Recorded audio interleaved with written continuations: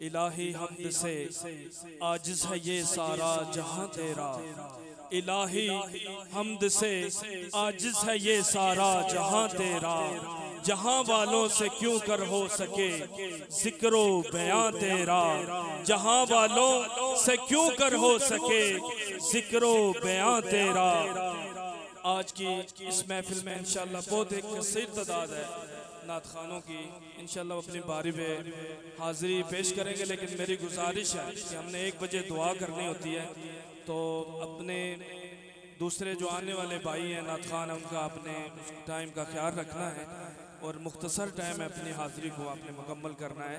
आइए नाते रसूल मकबूल सल्लल्लाहु अलैहि वसल्लम का नजराना पेश करने के लिए आ रहे हैं मोहम्मद बिलाल। मैं आपसे गुजारिश करूँगा कि वह आएँ और बारगाह रिसालत माब सल्लल्लाहु अलैहि वसल्लम में हदिया नात का नजराना पेश करें। पढ़िए सल्लल्लाहु अलैहि